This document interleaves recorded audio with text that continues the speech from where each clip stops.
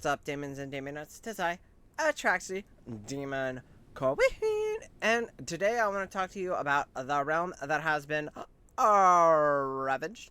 But before we get into all of that, as always, toss a like and subscribe down below. Alright, so Ravaged Realm, what is it? So it's kind of like a cross between, I want to say, Dream Realm and Legend Trial, right? Dream Realm in that we have the boss, and then we just fight the boss here. And then Legend Trial where we do the different squads each day, right? The different factions. So let's get into kind of like the rules, and I'll just kind of cover all of that good stuff. So we have 3 phases, squad rotations. That's what we're currently in. Ultimate Siege and Valor Rewards. I'm not sure what Valor Rewards is. My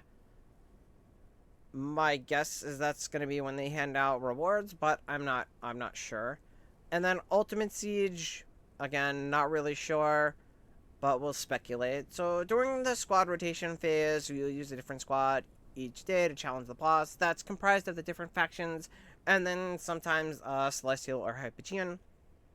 During Ultimate Siege phase, you can use all squads. So that's either, to me, that's either going to be one of 2 things. Either it's going to be kind of like Dream Realm, where we're allowed to pull from the entire pool of heroes, or it'll be like on the last day of the week for a Legend Trial, where we're able to access every tower at the same time. Kind of similar also to like in Durus Trials, where we're able to access all of the items at the same time. So we'll wait and see. So it'll be either one of those 2, I'm guessing.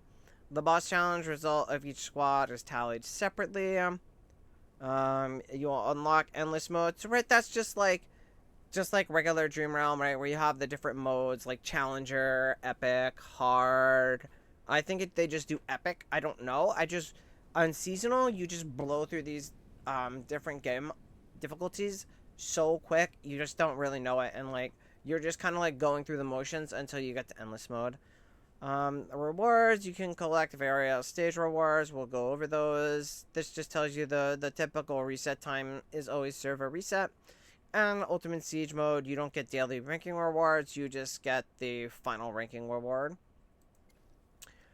So, let's go over the boss and like the boss's abilities and all that stuff. So you can just kind of click on him here.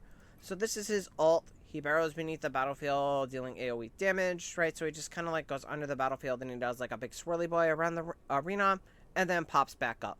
And then has like a knockback when he pops back up.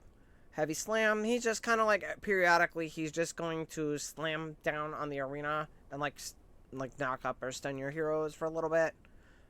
This is just kind of his basic attacks, Sand Howling, and then he just kind of like puts a movement debuff on the enemies. So those are kind of like his abilities. So let's kind of like get into it and see it in action and all that good stuff, and then we can like cover the squads and all that other things. So I'm just gonna pull up my most recent record. I'll talk about the difference in running different units in a minute, but we'll just watch a replay here, so we can just kind of replay it. Right, so we're just in replay mode, but you have all the same viewing options there. So here he's just doing it. So at the beginning he did his big slam. He's just doing his basic, that sand wave thing he talked about. So this is his ult. So he circles around the battlefield. You can see like missiles kind of ping off him, but you still can damage him throughout it. And then he goes back up here, right? So he does the slam. Then he'll do the howling wave and then the circle when he ults. Then he'll come back up.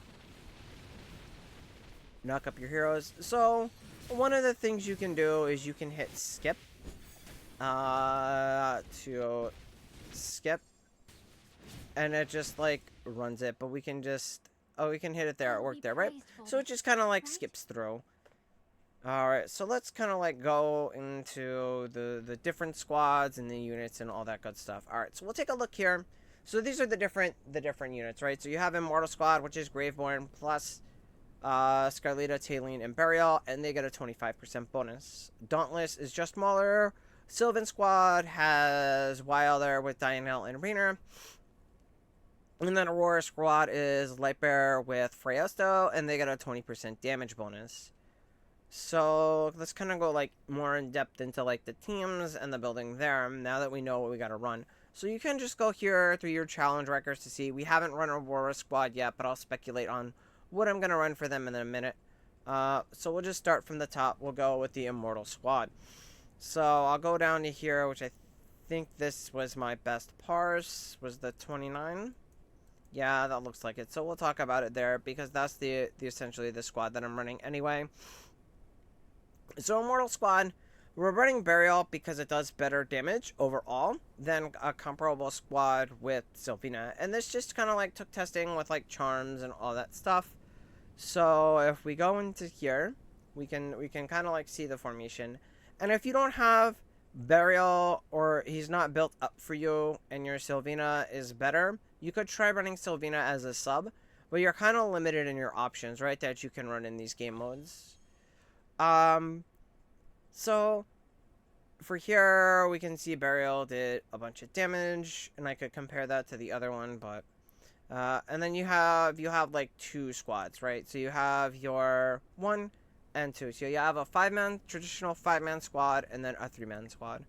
So it's a lot like multi-stage and how you set it up, and then you set your artifacts, your heroes, and then you hit battle.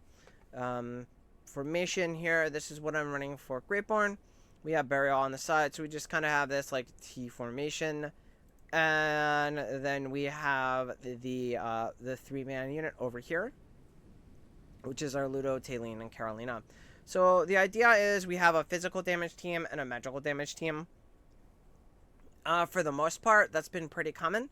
The difference here is we don't really have like a lot of bigger damage dealers for Graveborns that are like single target, so we're kind of running like a hodgepodge of what we have.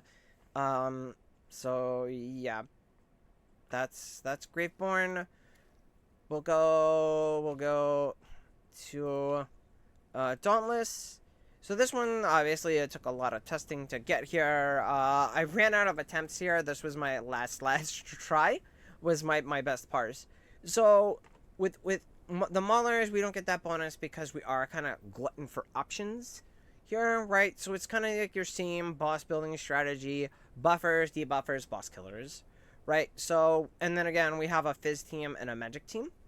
So again, this is our Fizz team, right? So we have our debuffer, buffer, and boss killers. And Reese and Seth, which is kind of weird.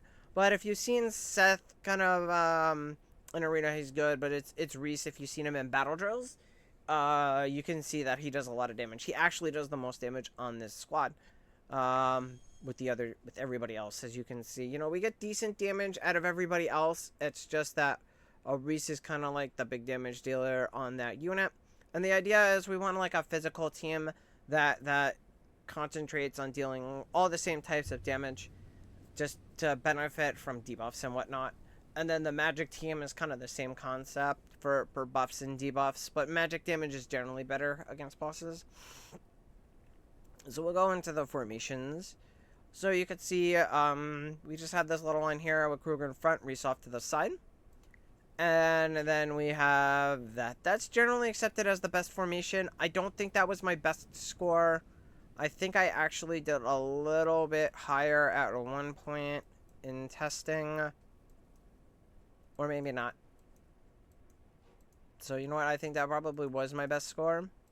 Sometimes you just have to see there's a lot of different variation, and that comes from testing charms and testing different formations and different artifacts.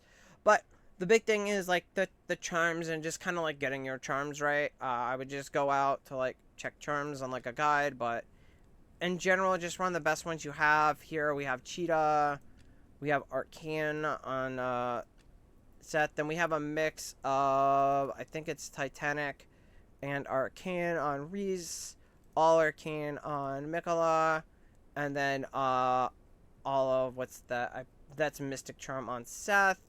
Smokey is just your haste heal that I typically run on him. We have a mix on Elsa here of the Lightning Bolt. I don't know its name off the top of my head, and then Mystic Charm. And then your Odie is going to be 2 Gale and then a Titanic. And then we just use Crescent here over, say, like Evo, just because in testing it just worked better.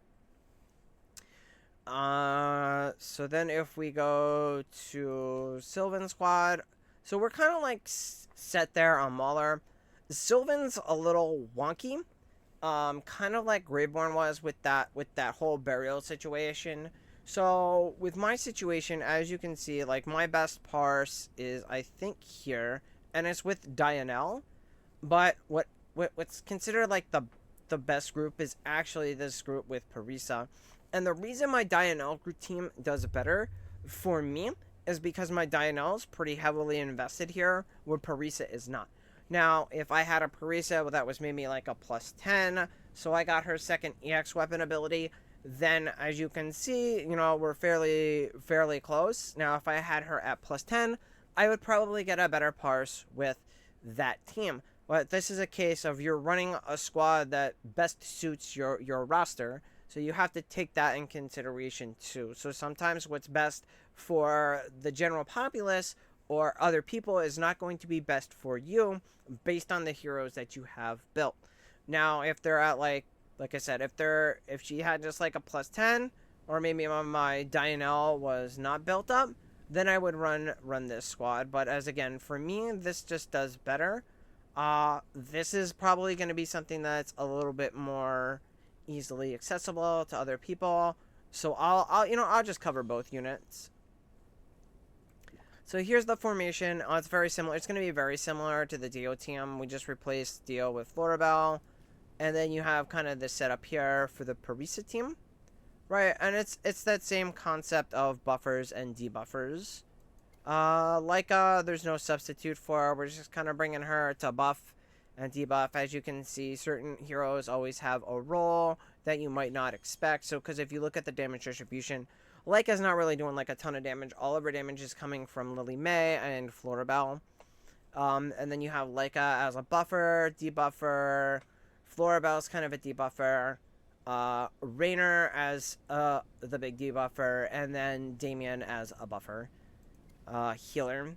Because some heals is okay on this. You don't really like need a lot. And then if we go to like the Dio formation, it's just like a slight variation, right? So we have the same setup for the first squad, and then we have like this like L shape here that I run for the second squad, and that's just what works best for me. And I don't run Crescent here because we don't have 2 magic damage dealers, and you really need like 2 to damage dealers. The support's not really going to help out for Crescent. You really need at least 2 magic damage dealers for that, and Parisa is that magic damage dealer. So those are kind of the different squads that I'm running. Lightbearer, we don't really have anything set yet for them. It's just going to be pure speculation at this point. But we're going to build with those same concepts in mind of buffers, debuffers, physical damage, magic damage. So we have our physical damage team. We have our Parisa, who is going to debuff the boss. Lucius, who's going to buff our team and throw out a little bit of heals. We're going to run Evo here, just because we don't have any real support heroes. And we just have a mix of regular damage, or fizz damage, and true damage between these 3. And then on the other side of things, right, we're going to use Friesto. We're going to run magical damage. We don't really have big options for like buffers and debuffers when it comes to Lightbringer, or Lightbearer. So we're going to run Cassidy because she does put a little bit of a debuff on the boss, and she does buff the other heroes. We're going to run Friesto because he's chunk damage and not particularly bound to physical damage or magical damage. And then we're going to actually run Muriel. Someone you might not consider normally, but she does magical damage, and we're going to give her Friesto's energy buff because I think that's going to allow her to get her ult off quicker, which her big issue in general in the game is that she's too slow with getting her ult off. So she's going to benefit from that extra energy recovering. And then because we have 2 magic damage dealers, we're going to run Crescent. Now, the artifacts I'm not 100% sure on. This could change. This could become Quickblade. This could become Evo. But I'm pretty certain that this won't... You wouldn't use Quickblade here. You would use either Crescent or Evo. And then either here you're going to use Evo or Quickblade. So This is pure speculation, but again, we're using those same concepts that we use in normal boss building teams. I'm not 100% sure on this formation because I don't exactly know how Cassidy determines how she's going to give her buff out, but I think she should be fine and be linked to Tamiriel. We just want to make sure that Cassidy's going to be linked to Tamiriel and that she's going to be able to hit everybody with her tidal wave when she hits the boss on her alt cast. So we'll see how that goes. It could be a case of we need to swap Cassidy and Muriel. I'm not 100% certain yet. We have to go through testing. The boss isn't up yet, but I speculate these will be the two teams. Now, for the single team, I would just run this team here. I think this is just going to be better overall. You could swap out, I don't know, maybe like Merrily for Freesto or something. I just think Vala's going to be better for the pre-endless mode because she is going to be able to benefit from her buff when the enemy is below 50%. Although, if you're on seasonal side, typically what happens is anything up until like the last two epics, I've noticed, you're pretty much just going to one-shot the boss. So like, when I ran Maulers, pre-Endless, Reese just one-shot the boss every time up until the last epic before Endless, and then I actually took like 2-3 shots. When I was testing Graveborn, Sylvina would just teleport over and kill the boss right away until I got to the last epic one, and then she took 2 swings on him. She teleported, hit him, and then swung him one more time, and he was dead. So that's it for squads. So let's kind of like go into the rewards that we get from the event. So as you can see, we get, this is the daily ranking rewards that we get in the squad rotation mode. You get this currency here, that's for your frame, very similar to Supreme Arena. You get some reds, no big deal, and you get the event currency that you can use in the shop, which we'll cover later. For the different modes, just like Dream Realm, you get different rewards. So you get the diamonds, you get the in-game currency and endless mode, or pre-endless mode, you get the in-game currency. And then the final rankings, obviously, the big rewards for the event, which, if you get top 20, you get all of the cosmetics, you get the Ravaged Realm token for the plus 25, and you get 15 stellars. I mean, the rewards are nice in general, so just make sure that you do it, because at a minimum, you're going to get 15 reds and 5 stellars. So that's really nice. Yeah, but obviously the goal is to get top 20 to be able to get all of the rewards. I mean, if realistically, if you're in the top, I would say 100, you're good. You're going to be set. So let's go through the shop. Right, so here we have 5 stellars, and this is where you use the in-game currency. Then you have 25 yellows, some blues, some A-tier invites, some acorns, and then the hamsters. And yeah, so it's, in all, I think it's been a pretty fun event. I'm looking forward to seeing what the last mode is going to be. It looks like we're going to get to do each squad 4 times. So, we'll get to test out the new hero, any new hero that comes out. If Lenya comes out in time, we'll get to test her here. I don't know if that she'll be that big of a big difference. We'll have to see her kit. But yeah, that's it. If you have any comments or questions, as always, toss them below, and I will catch you in the next one. Bye!